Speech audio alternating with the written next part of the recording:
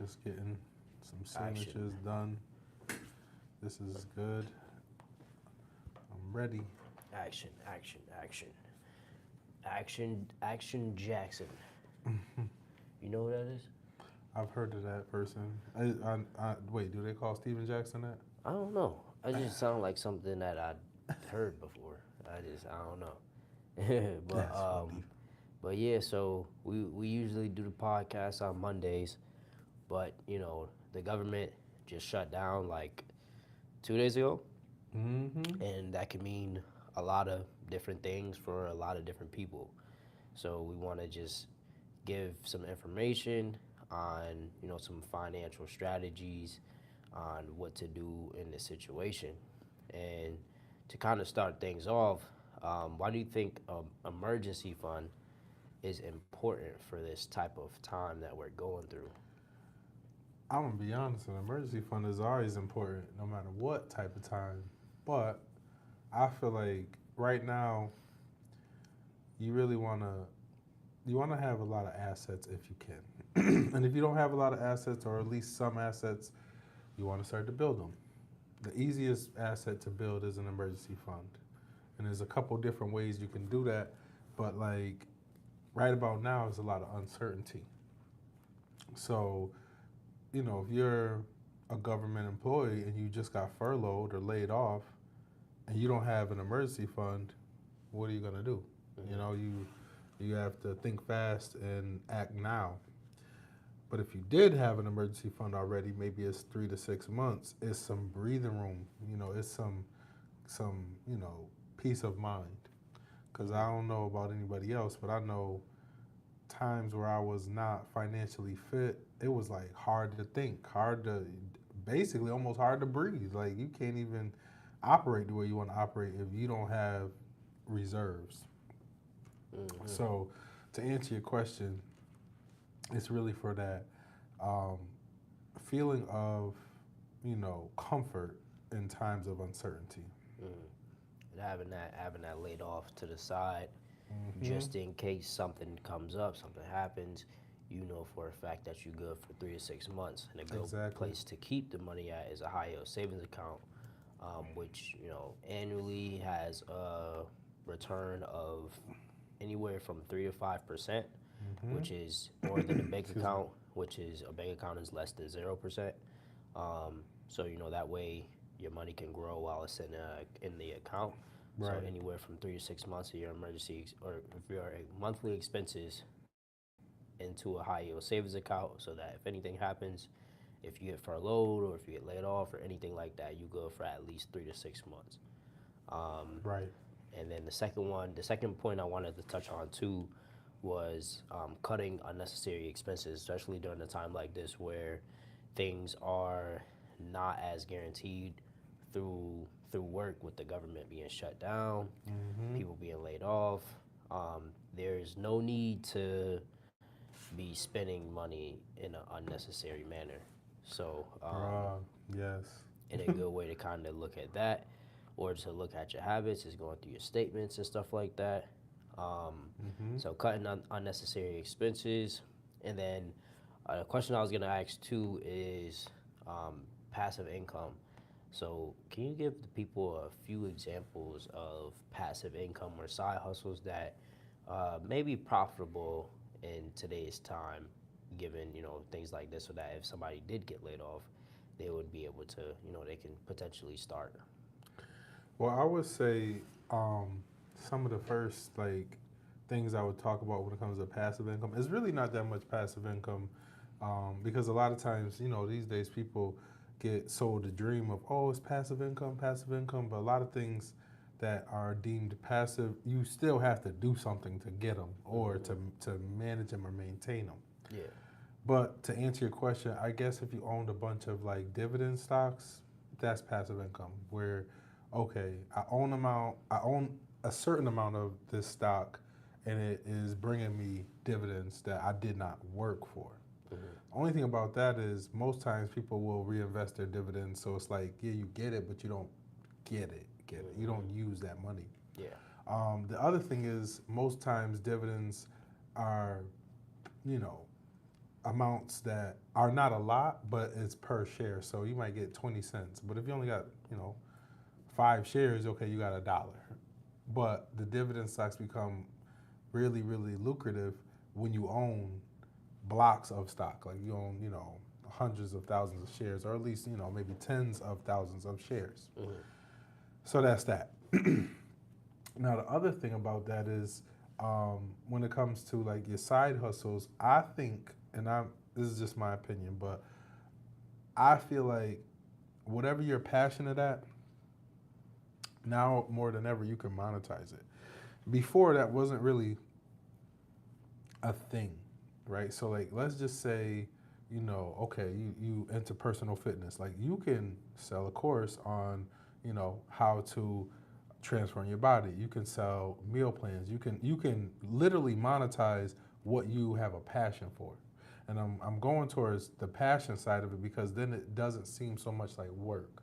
So if your side hustle is intertwined with your passion, it should be easier for you. You probably will be better at it, and then just creating a way to monetize it. So whether make it into a digital product that you can sell, or it's not really passive, but you might say, okay, well, I'm gonna start to do personal training, and I'm gonna set up a way where I can make money working out.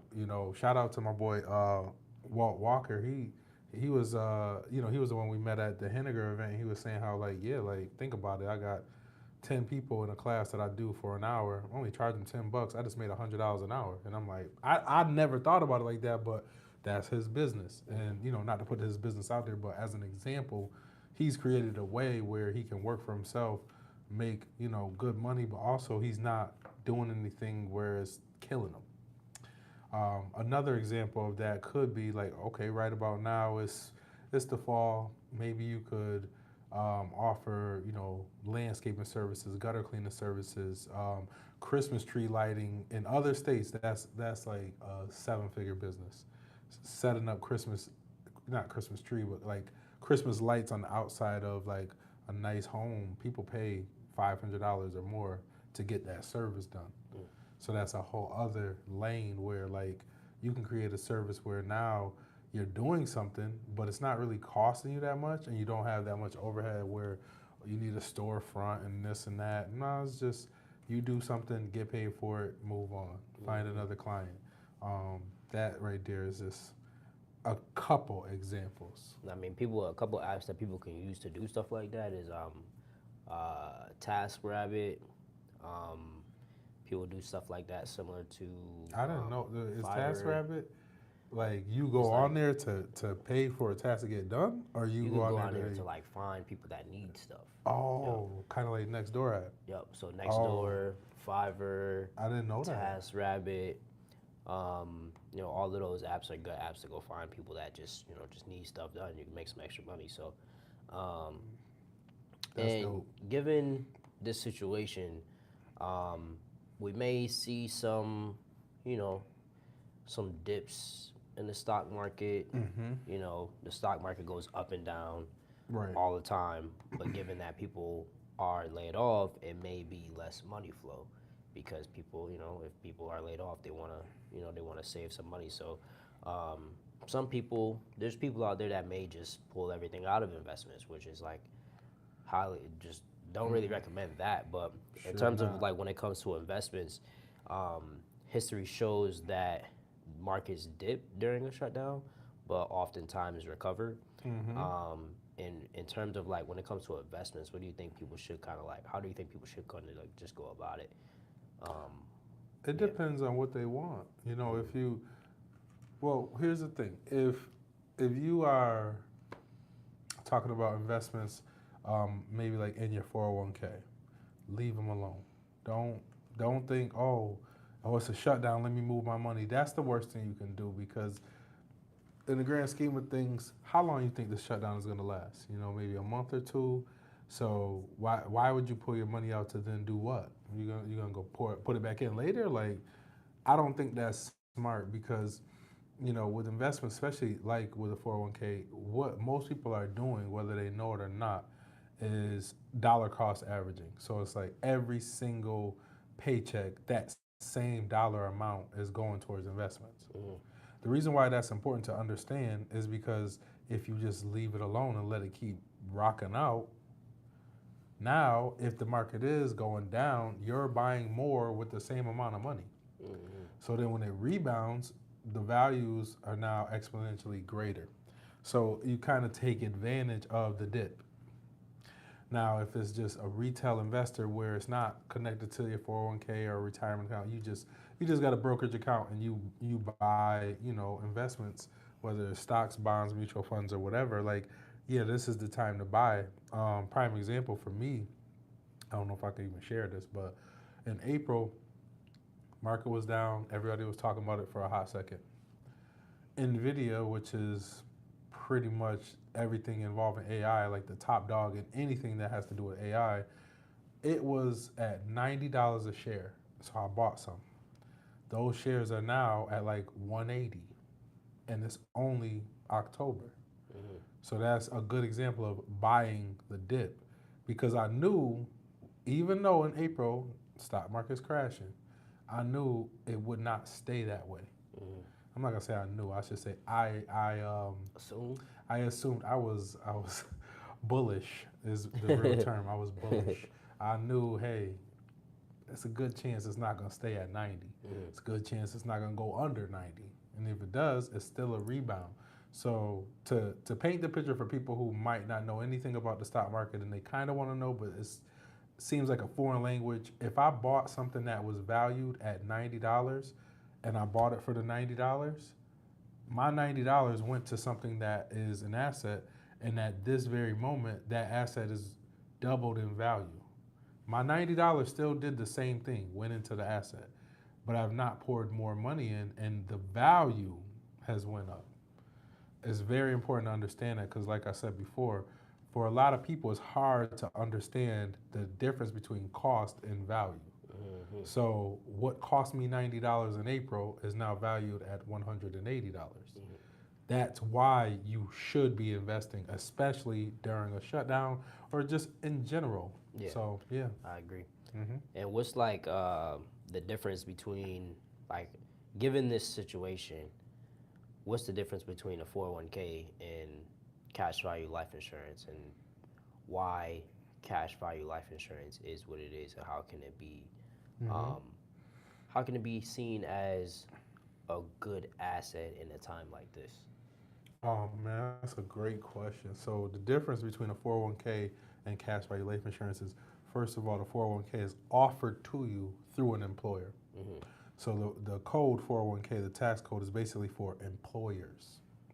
So with that being said, you don't have much control. You can put your money in there. They can match it if they want. And they pretty much give you specific options of what your money can actually get invested into most of the time. Mm-hmm. On the contrary, cash value life insurance, especially just traditional whole life, not like VUL or anything like that. Traditional whole life is owned by you as the policyholder. Now, you might get it from an insurance company, but you are the owner, which means you have a lot of the control. Mm-hmm. And if we're talking about traditional whole life insurance, it has nothing to do with the stock market. It is not correlated at all. So whether the market's up, down, or sideways, you are still earning a fixed return on your money. Mm-hmm. The only thing about it is, with cash value life insurance, it may take a little longer to get the cash value you want, but it's because of the fact that there's a lot of costs associated with life insurance contracts that happen in the beginning of that contract. So for the first 5 to maybe even 10 years, a lot of that money has to go towards the death benefit and not towards cash value. Now, after 5 to 10 years, pretty much most of your money should be going towards the cash value. So every month, as that money is deducted from your bank account, you are growing that asset, which is the policy that you own. The other thing is, when it comes to a life insurance policy, excuse me, it is completely tax free. Mm-hmm. So even if you're putting in, you know, whatever amount every month or every year. When it matures and it ends up being a lot of cash value in there and you need that money, you don't have to get a credit check. You don't have to go to a bank. You don't have to ask permission. All you need to do is say, hey, this is what I want. And then within, 72 hours, you'll have it. And you can borrow against it or you can pull it out. It's completely up to you. Mm-hmm. So that is a big, big difference between that 401k where you really can't get that money unless you're buying a home for the first time, having a child, right? Or, if it's extreme hardship where like right now, like, let's say I'm a government worker, I got a 401k and now I don't have a job. If I want to access that money and I'm not 59 and a half or older, I'm going to be paying a 10% penalty and I'm going to be paying about 10% in tax. So for clarity, if you got 50,000 sitting there, well, you already know 10,000 is gone. If you want that money, 10,000 is gone. Whereas if you had cash value life insurance with a $50,000 cash value, you got the full 50,000 if you need it. Mm-hmm. So that hopefully answers that question. Yeah, no, 100%, and it provides safety in uncertainty. So like times like this, it allows a person to one be more safe, but also the growth isn't up and down. Like the market is. It's a little bit slower, but it's continuously continuously going up, which will benefit whoever has cash value life insurance because you have liquidity, you have access to cash. You don't have to wait until 59 and a half. Exactly. It's very it's a very beneficial and safe asset to have, and it can be seen as an emergency savings too. Yep. Which is pretty cool because you can access the money. So these are just a couple of tips to keep you guys up to date, but also allow you to know what people should be doing financially in a time like today, because we never know what's going to happen in the next month, two. And it's about to be 2026, so this is information that everybody should have. So, but yeah, that's pretty much everything. So, you got anything else for the people to, kind of know about? I feel like it's being talked about, but maybe not enough. We as a society need to go away from being such consumers. Like I think times like this show the difference between a consumer and I would say like a collector. A collector is somebody who collects assets, whether it's investing, maybe real estate or a side hustle or a business.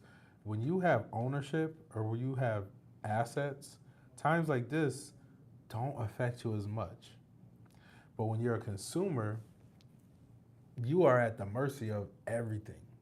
Like if you get paid and the first thing you want to do is spend money on things that won't bring you any more money, you're cooked. You are. Because if the price of food goes up, oh man, now you up in arms about that. DoorDash, Uber Eats. If you're one of those people who, and I'm not bashing those people because my mom does it all the time, but it's like, if you're paying a service to bring you food, I just feel like that money could have been used for something a little bit more valuable. The other thing is like clothes, sneakers, jewelry, all the stuff that we love to buy that we know loses value once we buy it. Is like at some point you got to think like, why am I buying this? Like what is it that is behind me buying it other than me wanting it at that moment? Because I would bet, there's people who are watching this who have bought something that they really, really wanted, right? Whether it's whatever, it could be some Jordans, it could be a shirt, pants, or whatever, car, jewelry. Before you have it, you really, really want it. You work and save up your hard-earned money, and then you go buy it, and for whatever reason, you get that hit of dopamine when you actually get it, but the days and weeks and months after you already have it, it's like, It's cool. yeah, like you on to the next thing most of the time. You thinking about, I mean, that's cool, but look at that over there that I don't have. So like that's what I really want to kind of drive the point home to say, like, if your mentality is like that, you have to take a step back and understand that you kind of are on a hamster wheel of acquisition. Like you just want to get things. You're never really at a point where, okay, I'm good. I got everything I need. Most of the time, you do have everything you need. You just don't think that because you're thinking about the next thing you want. Yeah. So, I think more than ever, right now with the government shutting down, it shows you like the things that you think are important may not be that important, or the things that you think you can count on, you may not be able to count on. So you really gotta think about what you can control and focus on that. Because if you can't control it, don't even worry about it.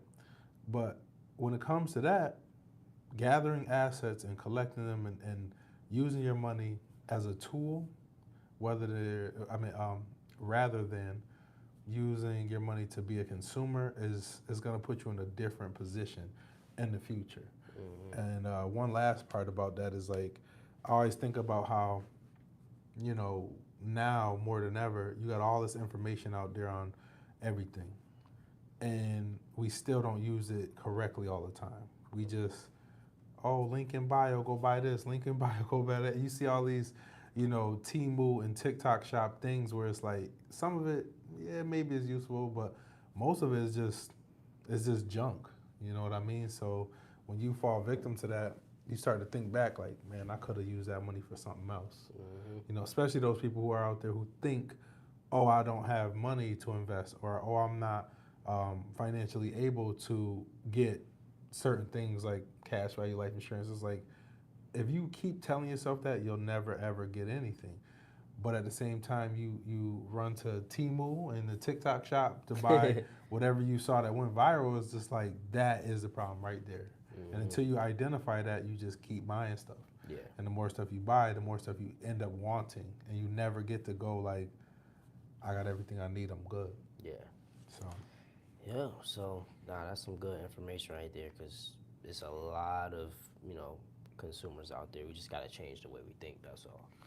Bro, for real. So, but yeah, I hope this was some good value for you guys.